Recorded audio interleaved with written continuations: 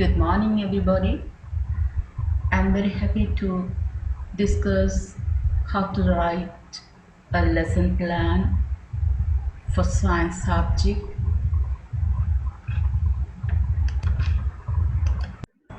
Let's see elements in a lesson plan. The following are the elements of a lesson plan. They are date, subject, grade, time, unit, competency level, subject content, learning outcomes, teaching learning methods or techniques, teaching learning materials or part inputs, learning teaching process. Under that, introduction to the lesson, lesson progress. In lesson progress, we should mention minimum of 3 steps. That steps specifically depends on the content that we are going to teach. Then summary of the lesson and evaluation and feedback, follow-up work, reflective note of the teacher and supervisor's comments. Then finally the signature of the teacher, the mentor's signature and the supervisor's signature. First thing in lesson writing is assigning date, subject, grade, time. It can be one period of 40 minutes. And unit. Unit means which unit is being taught. Here, teacher selects the unit according to the schedule already prepared. Competency and the competency levels, they can be taken from the relevant teacher's guide of the subject.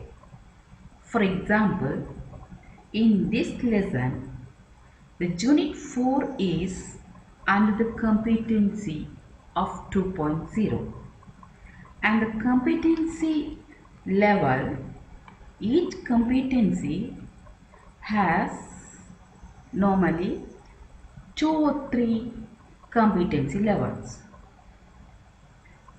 It depends on the subject content which the teacher is going to teach. So here the subject content is discontinuous nature of matter. For that, the competency level 2.1 is fitted.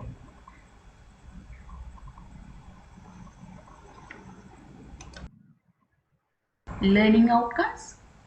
Learning outcomes do the major role in lesson plan. According to Bloom's taxonomy, as you know, via classroom teaching learning part, cognitive, psychomotor, affective domain should be developed. Therefore, in writing learning outcomes, the knowledge, skill, attitude-based components are considered and practiced too. In this lesson, for the particular competency level, that is 2.1, in the grade 8 science teacher's guide, there are 8 periods and 8 learning outcomes are mentioned. From that, only one learning outcome is selected because that one is mostly fitted to this particular lesson content. And other learning outcomes are formulated by the teacher according to its relevancy. So here there are 4 learning outcomes are mentioned. The first one is explain the term discontinuous or particulate nature of matter. This is for knowledge. Conduct simple activities to show the discontinuous nature of solids, liquid and gas. This is for skill. Present the completed task sheet of the activities about discontinuous nature of matter. This is for skill. And the final one, express their willingness to involve in doing activities of discontinuous nature of matter. This one is for attitude.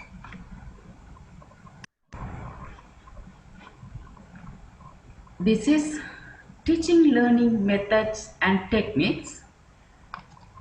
According to the lesson content, teacher has the responsibility to select the teaching learning methods, that is the methodologies, teaching methodologies and the strategies or techniques for this particular content, that is discontinuous nature of matter.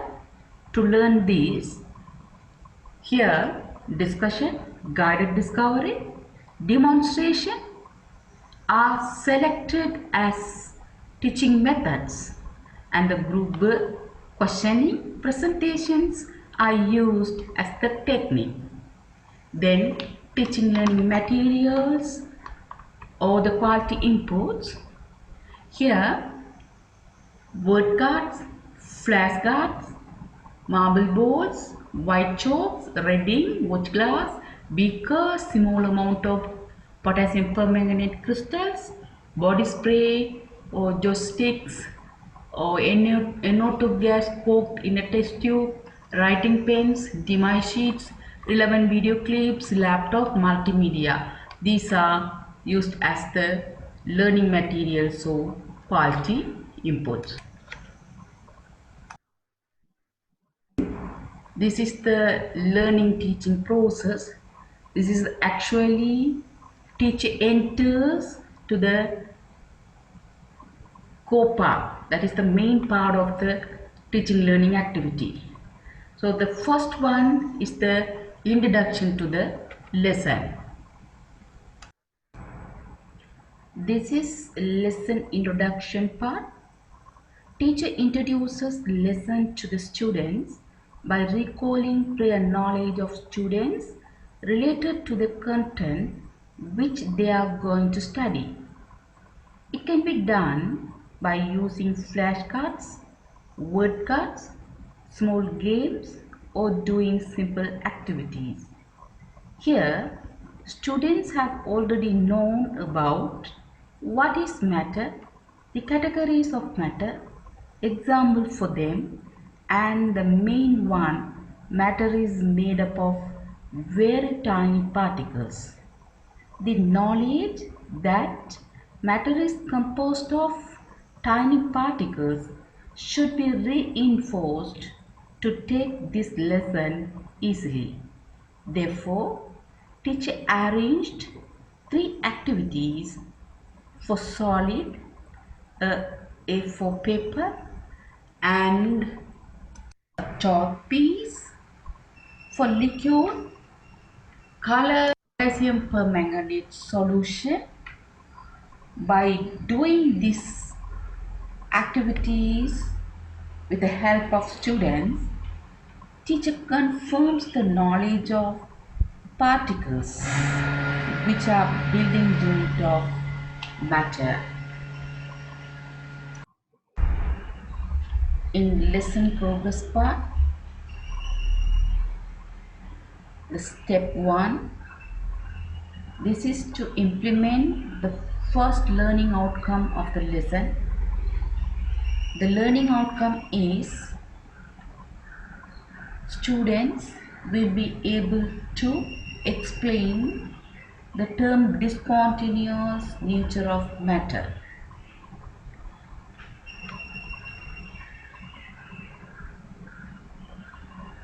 By conducting a simple activity using a beaker, marble balls and water, teacher can engage the students to understand the term discontinuous nature of matter. Here one beaker. Inside the beaker there are marble balls.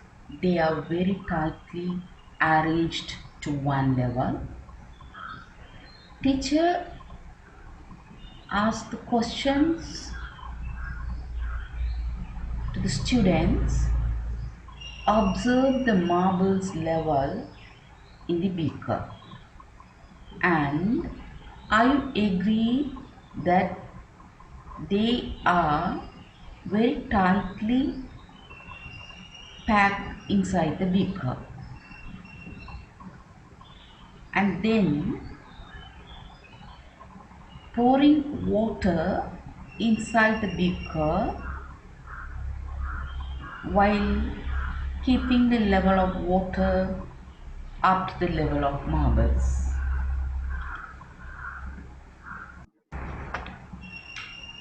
Then to again ask questions. Do the level of marble balls and the water level same or not? And the very important question to explore the knowledge of students or their thinking, where does water present or exist inside the beaker?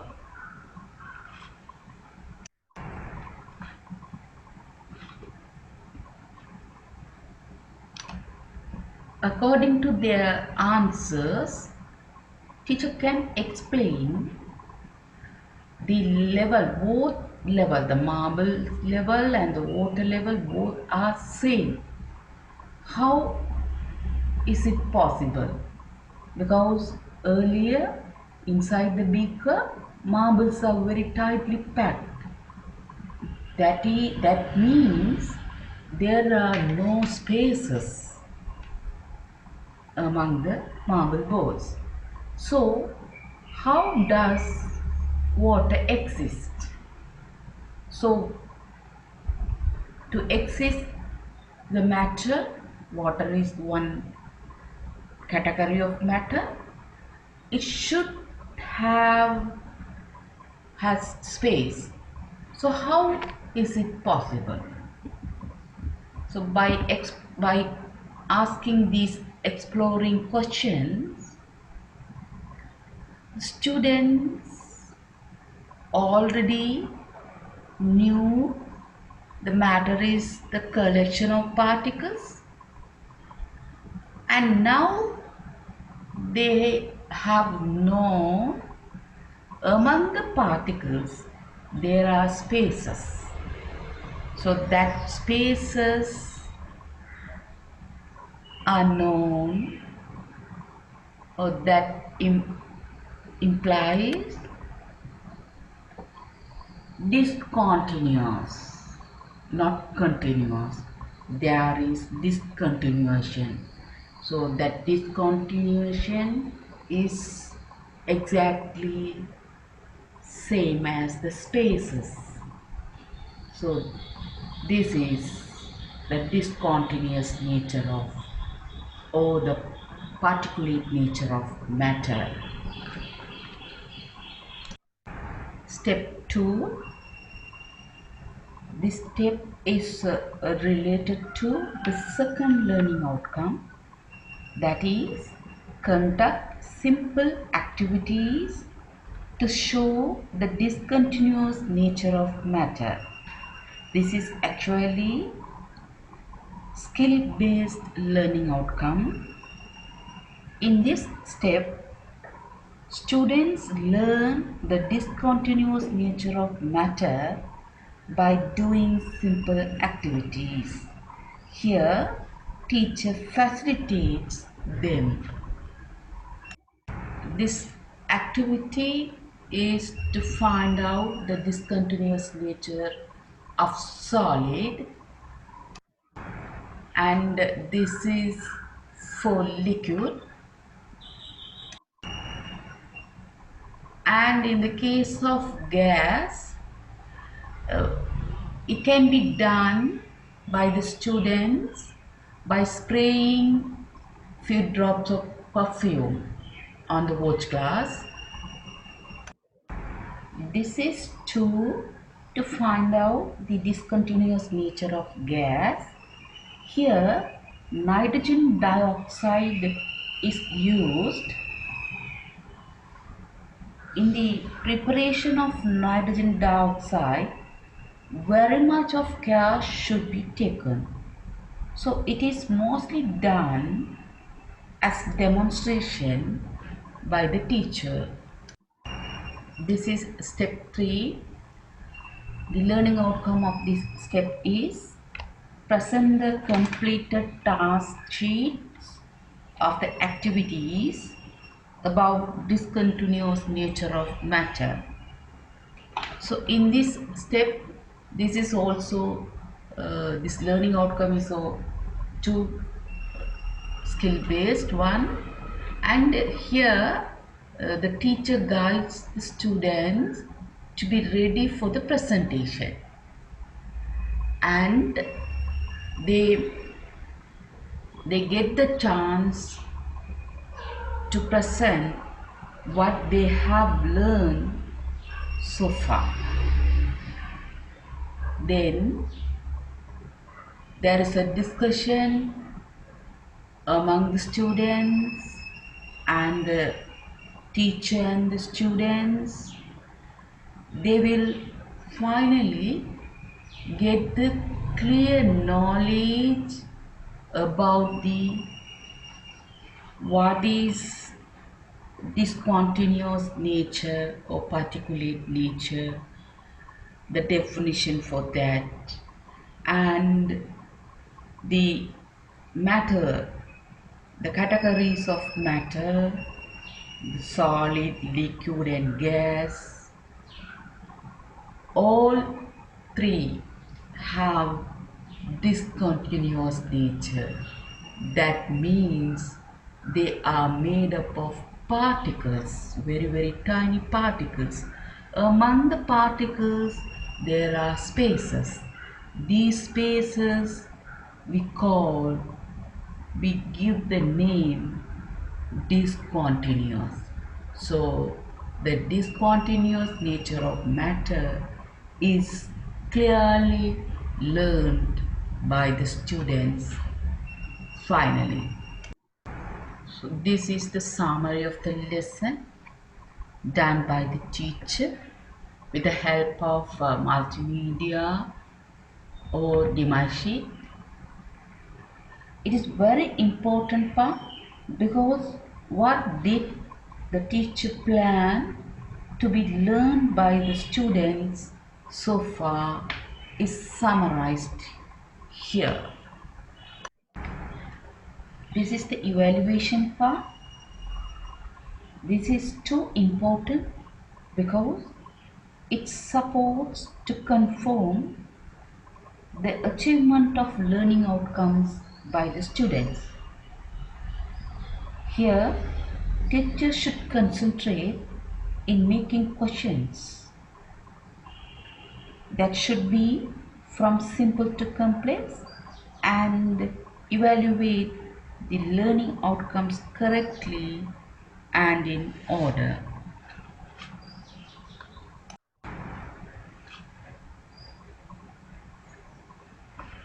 These are some examples according to this lesson content. In feedback, in the normal classroom, the students' number is in between 35 to 40. Each and every student has individual differences. So, in the teaching learning, we can't say definitely they all are learned at the same level. Some of them will be struggled or getting difficulties in continuing learning. Therefore, teachers should help them while and after learning to reinforce the correct knowledge, skills, attitude while learning. Follow-up work. It is actually the following the work for students assigned by teacher as the homework. It can be the work related to that day's lesson or to the next day's Lesson. Here some YouTube addresses are given to facilitate the student to get more experience by observing related video clips with the help of YouTube. Annexes. In taking lesson, teacher uses some materials such as instruction sheets, activity sheets and task sheets to support the learning teaching part. Hence, the materials which are utilized in taking lesson should be annexed as annexes. Here also, the relevant materials used to take the lesson content are mentioned.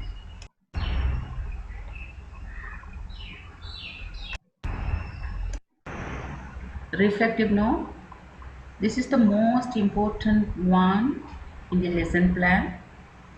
After finishing the teaching learning part of the lesson, teacher does the self-reflection of the lesson taught, especially when taking the lesson, what are the positive things and the negative things the teacher faced. For example, in strength side, the involvement of students, the result of evaluation and assessment, achievement level of learning outcomes, and the self-satisfaction of the teacher. For weakness side, what are the difficulties faced both the teacher and students? What are the barriers and the dissatisfaction of teacher? And finally, teachers should write how does teacher change the weakness into strength and upgrade the strength. Then supervisor's comments. If the lesson is supervised by the supervisor, then supervisor write some comments regarding that supervision. Then the signatures of the relevant person, first one teacher and mentor and the supervisor. Thanks for watching. Drop a like and leave a comment.